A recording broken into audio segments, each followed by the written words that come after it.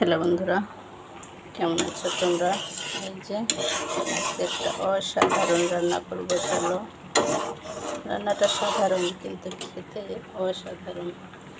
যে এটা ডাল সিদ্ধ করছি, তো আপনি যে কোনো ডাল দিতে পারেন, সমস্যা নেই। আমি দিয়েছি খেসারি ডাল, মরিচ, লবণ, হলুদ দিয়ে সিদ্ধ করছি। তো ঠিক আধা সিদ্ধ হয়ে গিয়েছে।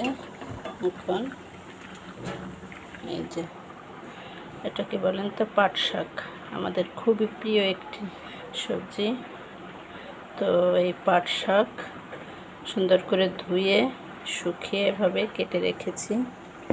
এখন এই আধা সিদ্ধ ডাউলের ভিতরে আমি শাকটা দিয়ে দেব।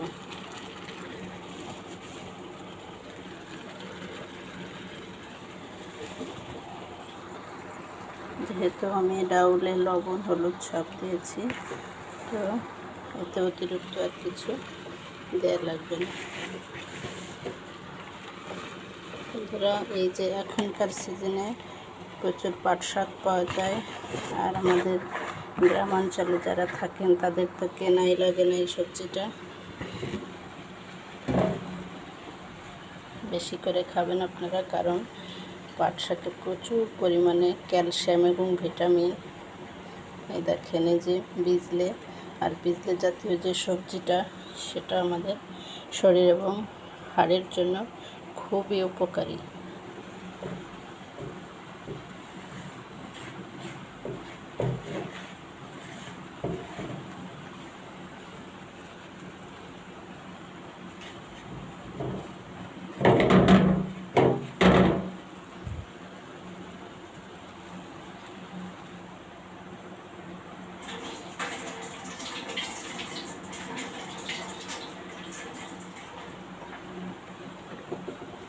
এটাকে সুন্দর করে ডাউলের সাথে উল্টে পাল্টে মিশিয়ে দেব।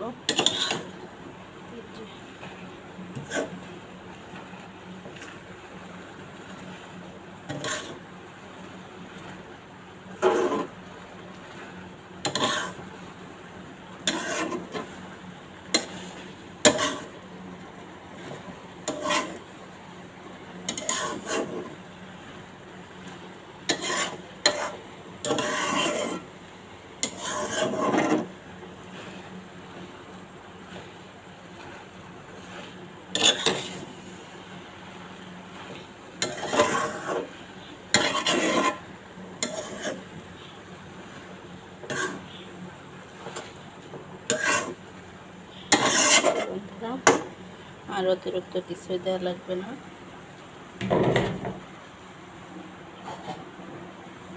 একটু ঢাকা দিয়ে দেব সিদ্ধ হওয়ার জন্য। পরবর্তী দেখতে থাকুন।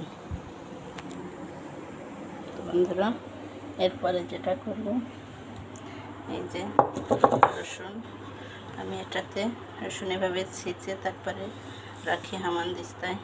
রসুন আর পেঁয়াজ, এই রসুন পেঁয়াজ এভাবে কেটে রেখেছি। এবার শাকটা বেশি সিদ্ধ করব না, তো এই যে একটু উল্টে পাল্টে শাকটা আমি তেলের উপর রসুন আর পেঁয়াজ ছেড়ে দিয়ে ফোড়ন দিয়ে দেবো। হয়ে গেল আমার ডাউল আর পাট শাক রান্নার রেসিপি।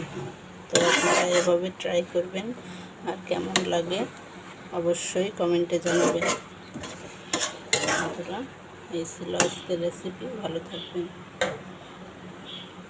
আমার চ্যানেলে নতুন হয়ে থাকলে অবশ্যই সাবস্ক্রাইব করবেন, লাইক শেয়ার দিয়ে পাশে থাকবেন নিত্য নতুন ভিডিও পাওয়ার জন্য। আল্লাহ হাফেজ।